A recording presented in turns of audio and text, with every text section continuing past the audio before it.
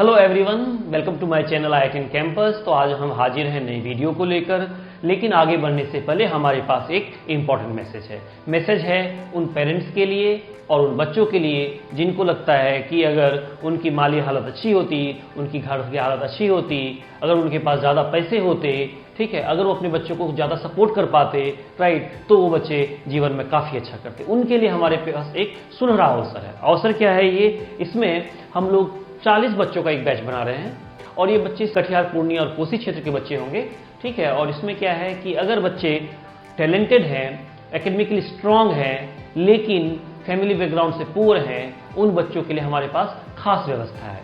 उन्हें कोई फीस देने की जरूरत नहीं पड़ेगी और हम उन्हें पूरे 2 साल की जो शिक्षा देंगे, जो कोचिंग देंगे, वो फ्री उपलब्ध होगी, ठीक है। लेकिन कंडीशन क्या है कि वो बच्चा एकेडमिकली ब्राइट होना चाहिए। दूसरा, और उसमें वो लड़ने की क्षमता होनी चाहिए। उन्हें लगना चाहिए कि वो बच्चे सच में जीवन में अच्छा कर सकते हैं अगर उन्हें अच्छे टीचर मिल जाए, IIT वाले जो IIT ग्रेजुएट्स हैं वो उनको गाइड करें, ठीक है। तो आपके पास एक बहुत अच्छा मौका है, हमारे साथ जुड़िए।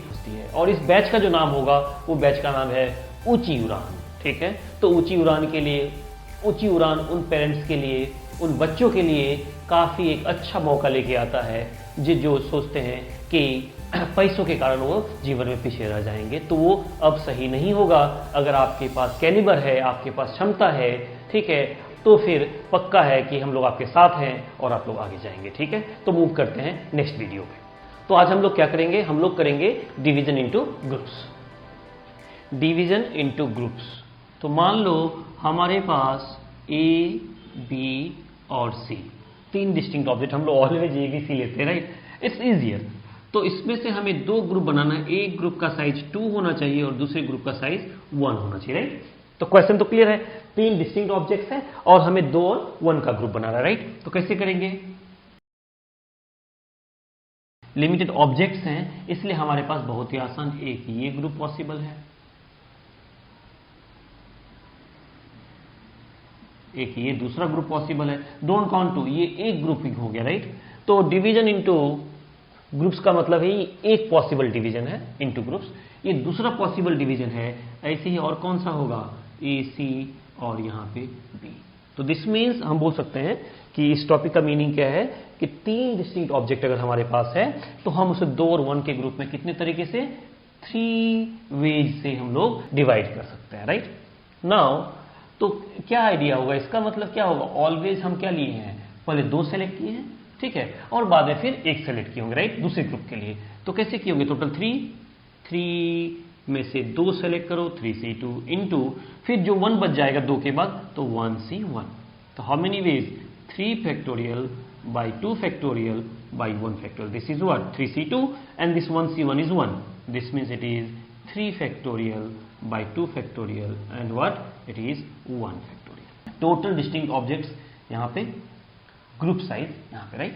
तो इन जनरल अगर हम ले लेते हैं, हमारे पास है n डिस्टिंक्ट ऑब्जेक्ट, ठीक है, और मुझे इसमें मान लो R1, R2 और R3 3 ग्रुप में डिवाइड करना है, राइट। एक का साइज R1 होगा, दूसरे का R2 और तीसरे का R3। इसका मतलब क्या है? एक ऑब्वियस चीज है कि R1 plus R2 plus R3 is equal to how much? Total n, right. Total n को डिवाइड करना है। तो कैसे करेंगे? पहले R1 सेलेक्ट करते हैं, तो NCR1, राइट। तो पहला ग्रुप बन गया। अब क्या हो जाएगा? बचेगा कितना? बचेगा n माइनस R1। उसमें से कितना सेलेक्ट करना होगा? दूसरे ग्रुप के लिए R2, और फिर क्या होगा? इनटू, जब n माइनस R1 और फिर R2 और चला गया तो R1 यहाँ क्या कहते हैं सेलेक्ट हो गया, R2 यहाँ पे, तो कितना बचेगा? n minus R1 minus R2, right. जिस मीन्स व्हाट? अगर हम लिखते हैं n minus R1 minus R2, ये तो एक्चुअली R3 हो जाएगा, नहीं, टोटल n था उसमें, और देखो R1 plus R2 plus R3 n है, ठीक है। तो क्या हो जाएगा? देखो R1 plus R2 plus R3 is equal to n, तो फिर R3 is equal to n minus R1 minus R2, इसलिए यहां पे लिख दिया R3, राइट। इसका मतलब कितना बचा होगा? Remaining R3। तो क्या करना पड़ेगा? R3 में से सारा का सारा चुन लेना है, right. So in these many ways you can actually divide into groups of size R1, R2 and R3. Looking at this logic we are applying, right? And I think it is clear. तो कितना हो जाएगा ये n factorial by n minus R1 factorial और ये R1 factorial into ये वाला हो जाएगा n माइनस R1 फैक्टोरियल, फिर यहाँ पे R2 फैक्टोरियल और n minus R1 minus R2 factorial into ये तो 1 हो जाएगा, राइट? इफ यू सी ये वाला टर्म कैंसिल हो जाएगा, राइट? तो कौन बचेगा? ऊपर बचेगा n फैक्टोरियल, नीचे R1 फैक्टोरियल, R2 फैक्टोरियल और ये कितना है? ये तो R3 है. This means if I write the answer I am going to write here that is n factorial by R1 factorial, R2 factorial, R3 factorial. This means अगर हमें 3 group में डिवाइड करना है R1, R2, R3 तो हमें क्या हो जाएगा? n factorial by R1, R2, R3 factorial. ये हो जाएगा डिवीजन इनटू ग्रुप्स, राइट? लेकिन मैंने जान के एक स्पेशल केस छुपा रखा था, ठीक है? ये समझ में आ गया है. लेकिन ये वाला फॉर्मूला हमेशा काम नहीं करेगा, देखेंगे क्यों और ये कहां पे काम करेगा. अब हम लोग इस पे बात करते हैं, राइट? हमने 3 का केस लिया था ABC में, है ना? और इसमें 2 और 1 का ग्रुप बनाया था, ठीक है? ये वाला परफेक्ट था. 3 फैक्टोरियल बाई 2 फैक्टोरियल और 1 फैक्टोरियल जो इससे मैच करता है, राइट? चलो अब हम दूसरा ग्रुप लेते हैं ABCD. इसमें हमें 2 और 2 का साइज बनाना है, ठीक है? अब कैसे कैसे होगा देखो. AB का एक ग्रुप होगा, दूसरा वाला CD का, या फिर AC का होगा तो BD का, फिर AD का होगा तो BC का, राइट? ये फिर क्या होगा? BC का होगा तो AD का होगा, BD का होगा तो AC का होगा, फिर CD का होगा तो AB का होगा, राइट? कैसे लिख रहे हैं हम समझना. AB लिया तो CD, फिर A को फिक्स करती है, AB पहले हुआ, AC हुआ, AD हुआ और रिमेनिंग यहाँ पे. तो लिखने का एक लॉजिक है. फिर B पे फोकस करते हैं तो BC फिर BD, तो B वाला सारा पॉसिबल हो गया, फिर CD, राइट? तो ऑल ग्रुप पॉसिबल है. लेकिन इसमें देखना ABCD यहाँ भी है और कहाँ है? ABCD यहाँ भी है. यहाँ भी ग्रुप AB और CD का बना, AB और CD का दोनों सेम हो गया. दिस मीन्स आइडेंटिकल जब ग्रुपिंग साइज ग्रुप साइज होगा तो यहाँ पे क्या हो जाएगा? देयर आर इश्यूज, ठीक है?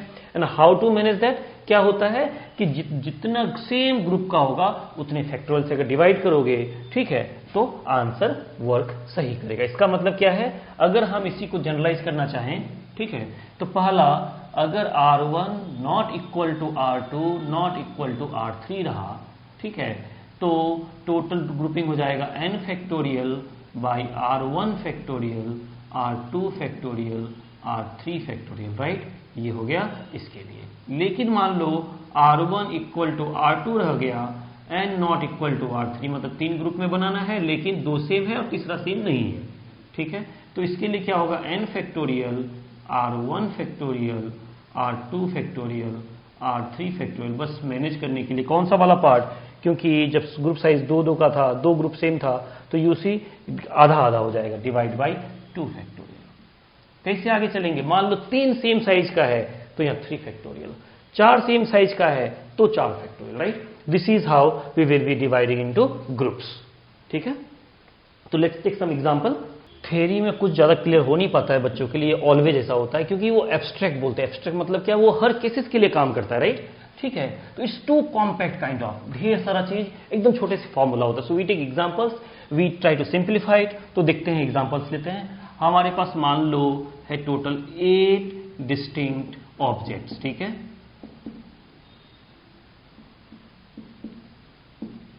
हमारे पास है 8 डिस्टिंक्ट ऑब्जेक्ट और इसको ग्रुप साइज में करना है 2, 2 एंड 4, ठीक है? तो यहां पे क्या हो जाएगा? 8 फैक्टोरियल ऊपर, फिर group size 2 factorial, 2 factorial, 4 factorial, and additionally क्योंकि 2 का ग्रुप साइज सेम है 2 फैक्टोरियल. आई थिंक काफी क्लियर हुआ होगा. Let's see second situation and becomes more clear. Group size is 2, 2, 2, 2.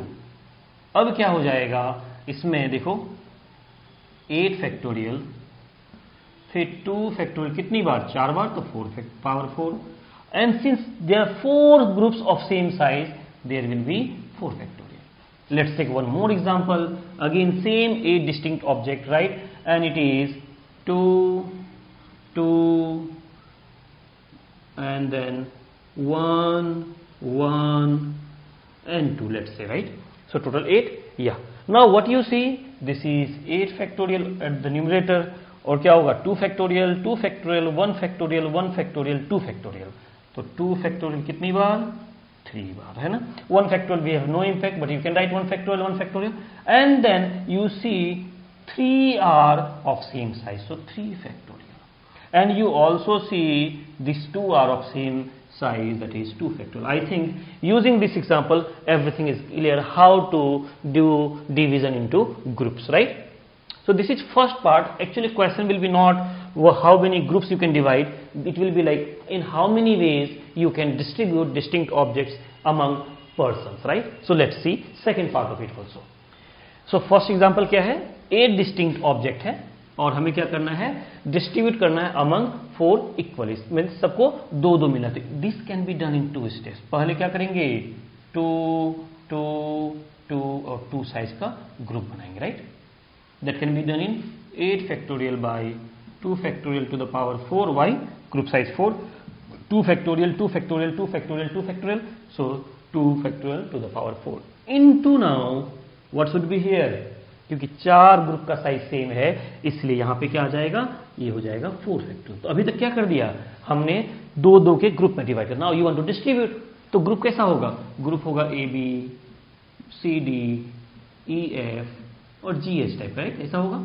Now there are 4 distinct bags kind of, एक bag में A B है, एक में सी डी है, एक में ई एफ है, एक में जी एच है.